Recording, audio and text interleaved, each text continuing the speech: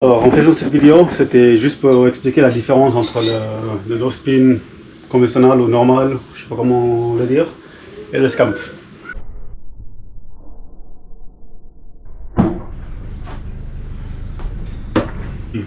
SCAMF et conventionnel. Alors, les différences. Bon, comme j'ai dit, c'est toute une autre mécanique. Comme j'ai expliqué dans ma vidéo précédente, quand on commence à lancer le no spin conventionnel, on apprend au début de lancer le prêt.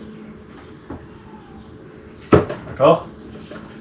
Et on apprend aussi, on doit frotter le couteau avec le doigt pour ralentir la rotation pour que le couteau ne surrote pas.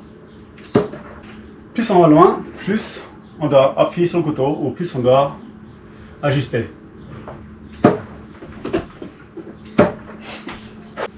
Pour le SCAMF d'ailleurs, on doit passer par plusieurs étapes avant de commencer à lancer le couteau. Je vais vous montrer quelques entraînements qu'on doit faire avant de lancer le couteau en SCAMF. On va prendre le couteau avec une ficelle, essayer de faire un vite avec le couteau sans que le couteau il perde la tension. Il ne doit pas faire n'importe comment, ça doit toujours rester sous tension le couteau.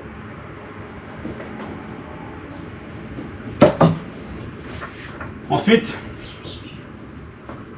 soutenir le couteau et le relâcher au bon moment pour que ça plante. Et encore l'entraînement. On va mettre le couteau dans la main et le tourner. Et essayer de sentir la pointe du couteau. Parce que le SCAMF est basé sur le timing et la sensation. Et un autre entraînement qu'on va faire pour le SCAMF.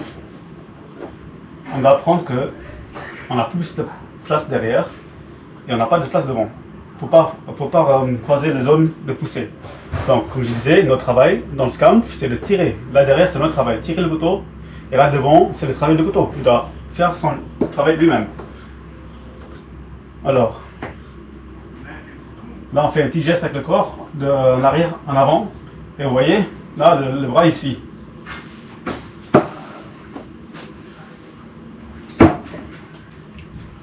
Quand on fait cette blocade,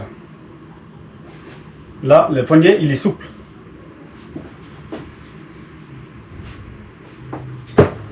On peut lancer le couteau sans le doigt en SCAMF.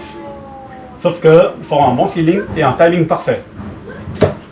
Ce qui est très dur de plus longue distance.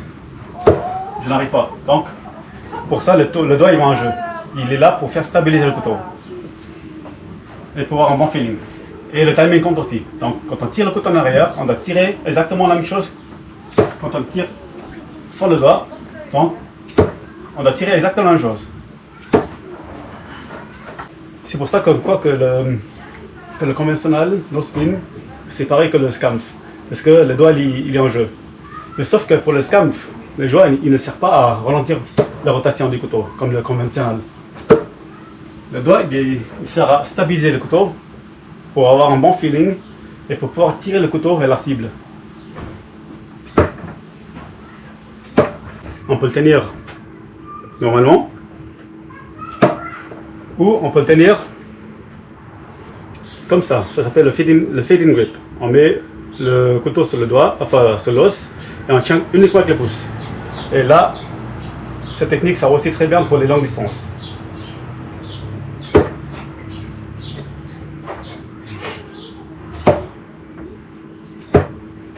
Et aussi quand on lance en SCAMF, on apprend à lancer sans utiliser le bras.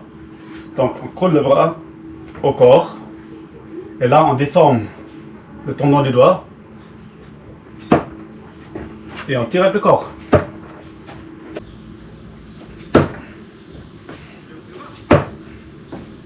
SCAMF, comme je disais, on n'utilise pas vraiment les muscles du corps et du bras pour lancer. Certainement, on active les muscles pour tirer le côté en arrière. Et là, on fait un blocage du coude. Et à ce moment-là, dès que le couteau nous tire en arrière, parce que le couteau doit toujours rester sur tension, on tire le couteau en arrière, on doit tirer le corps en avant et le bras doit suivre le couteau. Enfin, le bras doit suivre le corps, mais il ne doit pas tourner en même temps, parce que là, il n'y a aucun effet. Là, on déforme l'élasticité des tendons.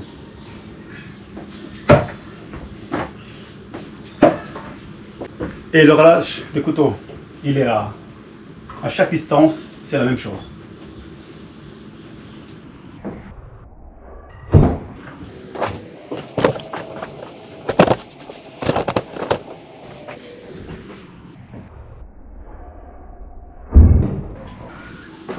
Donc là, j'utilise le fitting whip.